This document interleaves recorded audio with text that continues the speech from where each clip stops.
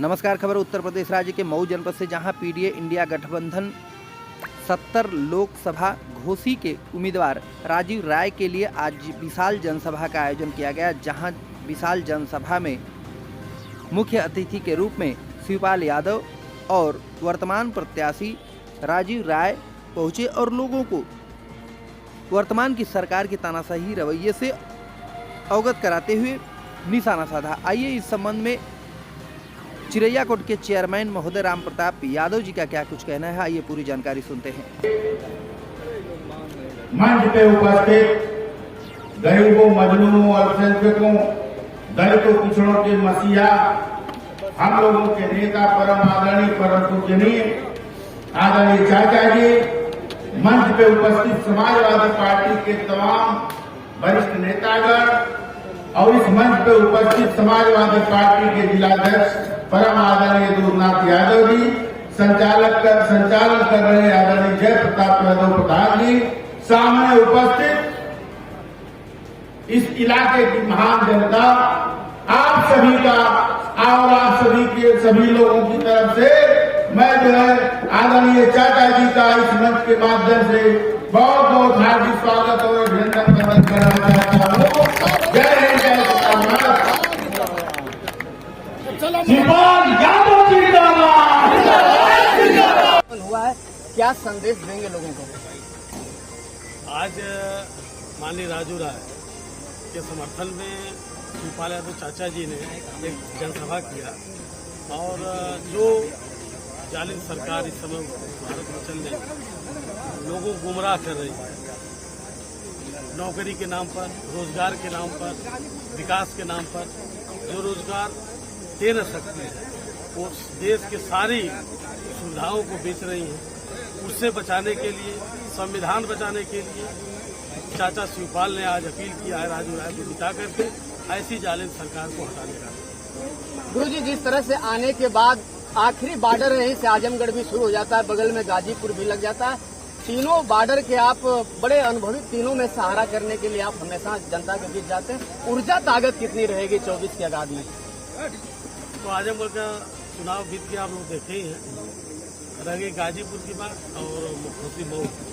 तो ये जहाँ तक ऊर्जा की बात है, आप लोगों ने भीड़ देखा है और लोगों में जिस प्रकार से सरकार के खिलाफ गुस्सा है, लोगों को जिस तरह से परेशान किया जा रहा है, वह गुस्सा ऊर्जा के रूप में लोगों के बीच में, लोगों के ऊपर जाए और वो गुस्सा लोग साइकिल की बटन और गठबंधन की कांग्रेस जितने भी घटक दल हैं, जहां भी पूरे भारत में वोट के रूप में गुस्सा जाहिर करेंगे। और ये जो सरकार है, आप देखेंगे ये सरकार जिस तरह से लोगों को गुमराह कर रही है, उसी तरह से आज इनको जनता गुमराह कर रही है। विपक्ष लगातार दावे कर रहे हैं, आज प्रधानमंत्री जी का भी कार्यक्रम था आपके घोषी में, सीधा उनका कहना है कि भारत को मैं 2047 तक विश्व गुरु बनाऊंगा। आप संविधान की बात करते हैं, वो कहते हैं संविधान खतरे में नहीं है। समझ में नहीं आता है पलट की राजनीति आपकी। संविधान खतरे में क्यों नहीं? इनके सांसद, इनके विधायक, इनके मंत्री आखिरकार ये 400 पार क्यों कर रहे हैं? इनको तो 272 की आवश्यकता है, ये 400 पार क्यों कर रहे हैं? 400 पार जाने का मतलब है कि संविधान में कुछ बदलाव करना। 372 से ही ये अपनी बहुमत संविधान बदलने के लिए पा जाएंगे, लेकिन 400 पार की आवश्यकता क्यों पड़ रही है? हमको तो बहुमत की आवश्यकता है, 272 हमको बहुमत चाहिए, आखिर 400 पार क्यों? कहीं ऐसा तो नहीं है कि संविधान में छेड़छाड़ करके गरीबों को, जो पीछे जो चौधरी चरण सिंह ने या पिछली सरकारों ने गरीबों को आज उत्थान के लिए तमाम योजनाएं चलाए थे, वो योजना खत्म करना चाहते हैं, गरीबों को खत्म करना चाहते हैं। अब बताइए, जैसे आज अगर संविधान इनको नहीं बदलना होता या संविधान पे नहीं करना होता तो किसान का कर्जा माफ नहीं हो रहा, किसान की बिजली माफ नहीं हो रही है, न तो बिजली घटाई जा रही है और कोई इस प्रकार की सुविधा नहीं दी जा रही है। बस हमको 400 पार चाहिए। 400 पार क्यों इनको चाहिए? किस लिए 400 पार कर रहे हैं? विश्व गुरु, हम कहे हिंदू राष्ट्र बनाएंगे। और कहाँ हमारा देश मुस्लिम राष्ट्र है? पूरे दुनिया में हिंदू राष्ट्र क्या है ये बताएं। जब ये आते हैं तभी हिंदू खतरे में पड़ जाता है। जब इनकी सरकार आई है तब हिंदू खतरे में पड़ गया है। और पूरे भारत में कश्मीर को छोड़ दिया जाए, एक भी मुस्लिम मुख्यमंत्री नहीं हुआ, और न तो एक भी प्रधानमंत्री मुस्लिम हुआ है।